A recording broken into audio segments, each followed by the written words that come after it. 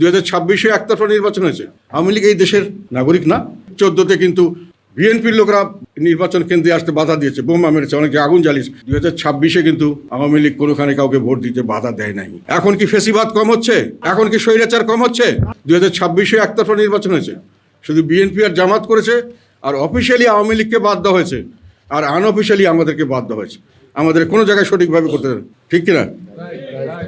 আমাদেরকে দাঁড়াতে দেওয়া নেই, আমাদের ভোটারদেরকে বাধা দেওয়া হয়েছে। 2014-তে কিন্তু বিএনপির লোকরা নির্বাচন কেন্দ্রে আসতে বাধা দিয়েছে, বোমা মেরেছে, অনেকে আগুন জ্বালিয়েছে, গাড়িঘর ভাঙচুর করেছে। 2026-এ কিন্তু আওয়ামী লীগ কোনোখানে কাউকে ভোট দিতে বাধা দেয় নাই। তাহলে আইন করে একতরফা নির্বাচন করা হয়েছে 26-এ, আর 2014-তে কিন্তু আইন করে একতরফা নির্বাচন করা হয় নাই। পরিবেশ সৃষ্টি করা হয়েছে, এমন হঠাৎ করে চলে গেছে। এখন ওরা যেটা একতরফা নির্বাচন হয়ে গেছে, কিছু লোক উইদাউট এনি ইলেকশন পাস করেছে। কেননা আমরা চলে আসছি, আমি চলে আসছি, ওরা চলে আসছে, সবাই চলে আসছে। 270টার মতো লোক, জাতীয় পার্টির লোক চলে আসছে। বিএনপি চলে গেছে, আসে নাই, জামাত আসে নাই, অটোমেটিক আওয়ামী লীগ জিতছে। এটাও খারাপ, এটা আমি ভালো বলছি না। 26-এ কিন্তু আসতে দেওয়া হয় নাই, আমাদেরকে করতে দেওয়া হয় নাই, এবং আমাদের ভোটারদেরকে বিভিন্ন জায়গায় ভয়ভীতি দেখানো হয়েছে। কাজে 2014-এর ইলেকশন আর 2026-এর ইলেকশনের মধ্যে কোনটা বেশি খারাপ? কারচুপিটা পরে আসছে। 2018-তে কী বলছে? দিনের নির্বাচন রাতে হয়েছে, আর আমাদের এখানে 26-এ কী হয়েছে? আগের দিন হয়েছে, সেদিন হয়েছে সারাদিন, পরের দিন পর্যন্ত হয়েছে। এগুলোর প্রমাণ আমাদের কাছে বিভিন্ন জমায় আমরা পেয়েছি। এগুলো নিয়ে আমরা মামলা করতে যাইনি, কারণ মামলা করে কোনো লাভ হবে না।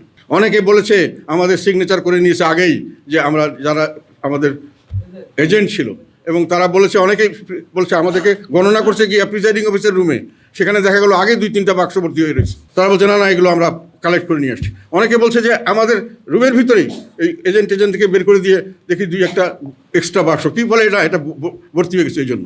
এবং তারপরের দিনও শেষ পর্যন্ত আমরা সারা দিন আমাদের এজেন্টগুলোকে বের করে দেওয়া হয়েছে, বিভিন্ন ধরনের এজেন্ট বের করে এক শ্রেণীর মানুষকে দিয়ে সমানে করা হয়েছে। এখন কি ফেসিবাদ কম হচ্ছে? এখন কি স্বৈরাচার কম হচ্ছে?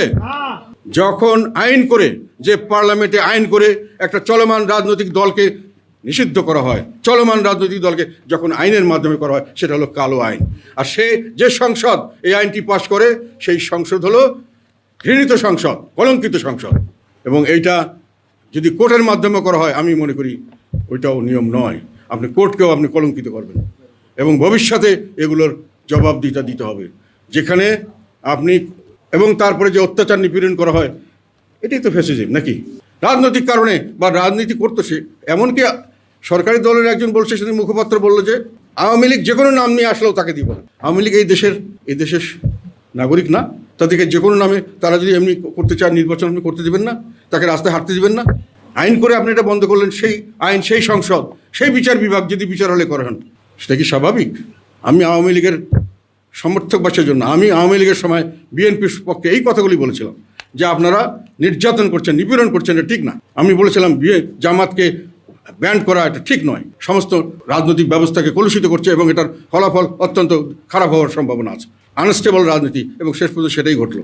এখন দেশেই বিপদের মুখে পড়ল। কিন্তু আমরা কি সেই স্বৈরাচার, সেই ফ্যাসিবাদের থেকে মুক্তি পেয়েছি?